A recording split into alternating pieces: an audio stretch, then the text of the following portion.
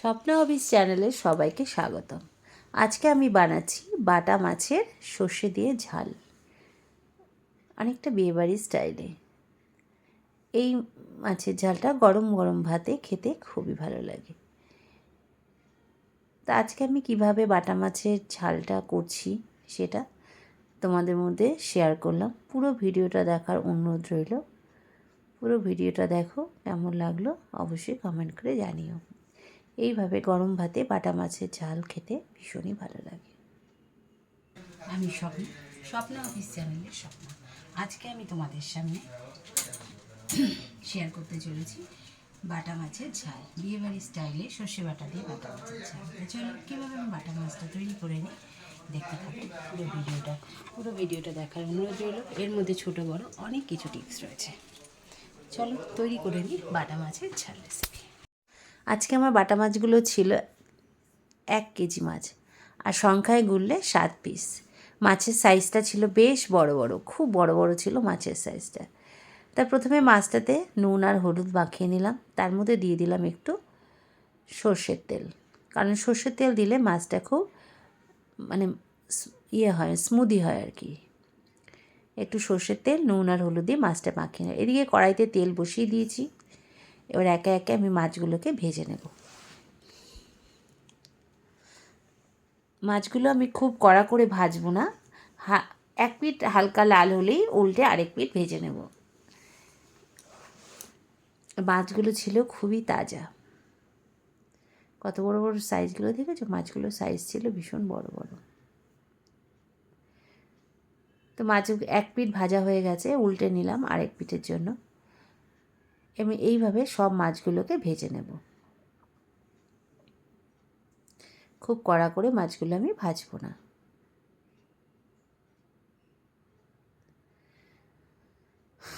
দেখো আমার 2 পিঠ মাছই ভাজা হয়ে গেছে। এবার মাছগুলোকে আমি একে একে তুলে নেব।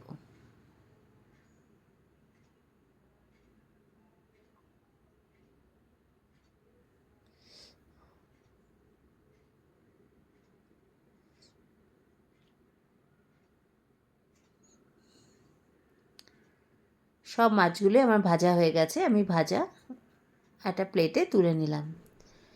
এবার চলো এই রেসিপিটা করার জন্য একটু মশলা তৈরি করে নিই। প্রথমে মিক্সার গ্রাইন্ডারে নিয়ে নিলাম 3 চামচ কালো সর্ষে, 2 চামচ সাদা সর্ষে,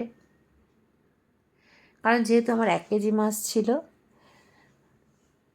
তাই মশলার পরিমাণটা একটু বেশি লাগবে।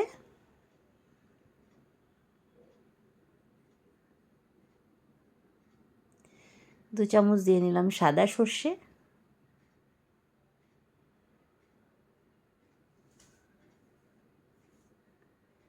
আর 1 চামচ দেব পোস্ত। 2 চামচে একটু বেশি আর 1 চামচ দিলাম পোস্ত। দুটো শুকনো লঙ্কা দিলাম, যেহেতু আমার কাছে লাল লঙ্কার গুঁড়ো আজকে নেই, একটু রঙের জন্য দিলাম শুকনো লঙ্কা। কাঁচা লঙ্কা দিলাম প্রায় 7-8 পিস, যে যেমন ঝাল খাবে সেরকম লঙ্কা দেবে। আর দিলাম কয়েক টুকরো আদার কুচি। আর এই মশলাটাকে স্মুদি করার জন্য দিয়ে দিলাম এর মধ্যে একটু সর্ষের তেল।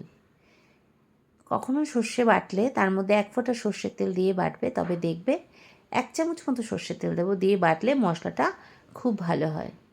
আজকের টিপস ছিল এইটাই। সর্ষে পোস্ত কখনো একসাথে বাটলে তার মধ্যে 1 চামচ মতো সর্ষের তেল দিয়ে বাটবে, তাহলে দেখবে পেস্টটা খুব সুন্দর হবে। আর জল দিয়ে এবার এটাকে আমি বেটে নেব। এদিকে আমার বাটা মশলা তৈরি হয়ে গেছে।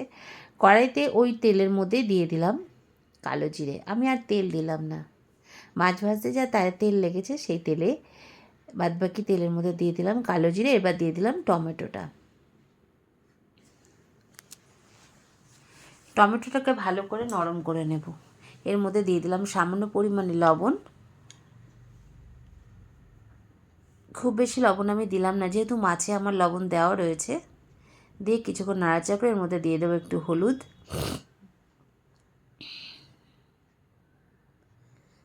দিয়ে এবার নাড়াচাড়া করে ভালো করে নেড়ে টমেটোটাকে আমি সাঁতলে নেব।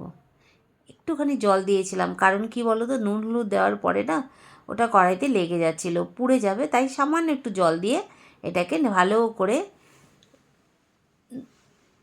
টমেটোটাকে নরম করে হওয়া পর্যন্ত বা টমেটোর কাঁচা গন্ধ যাওয়ার পর্যন্ত এটাকে ভালো করে আমি কষিয়ে নিলাম।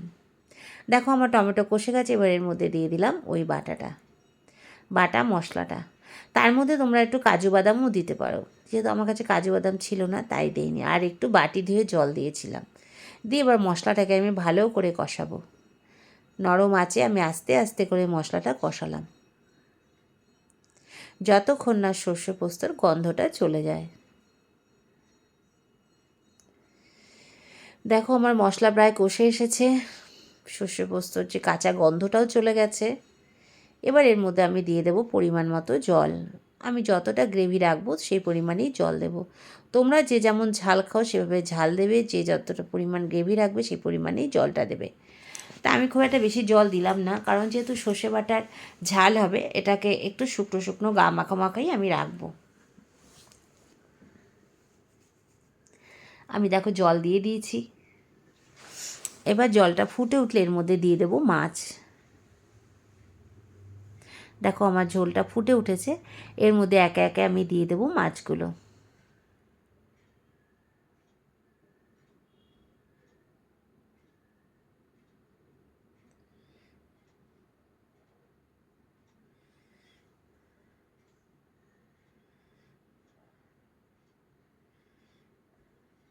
আরও কিছুক্ষণ রান্না হতে সময় দেব।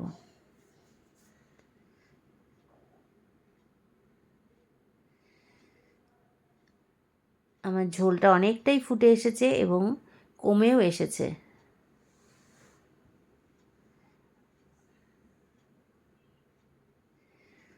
এবার এর মধ্যে কাঁচা লঙ্কা দিয়ে আমি এটাকে পরিবেশন করব। তৈরি হয়ে গেল আজকে আমার বাটা মাছ দিয়ে সর্ষে বাটার ঝাল। আমি একটু এরকমই ঝোল ঝোল রাখলাম, কারণ ভাতের সাথে খাবো বা ভাতের সাথে খাওয়ার জন্য এই পরিমাণ ঝোলটাই রাখলাম, মাখো মাখো করে ঝোলটা রাখলাম। খুব শুকনো শুকনোও করিনি, খুব পাতলাও করিনি।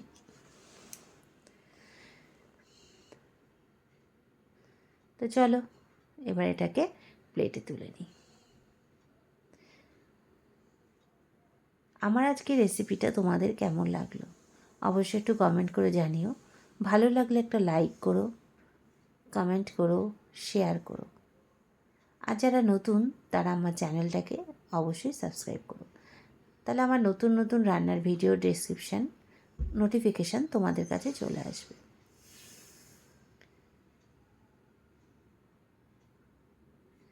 আমার তৈরি হয়ে গেল বাটা মাছের সর্ষে পোস্ত বাটা দিয়ে ঝাল।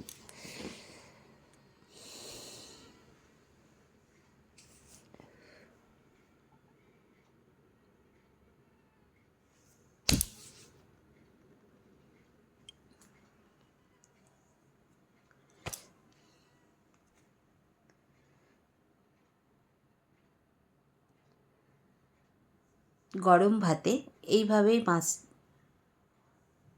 মাছের কারিটা করে খেয়ে দেখো, আশা করি ভালো লাগবে। সবাই ভালো থেকো, সুস্থ থেকো। দেখা হবে নতুন একটা ভিডিওতে, নতুন একটা রেসিপি নিয়ে।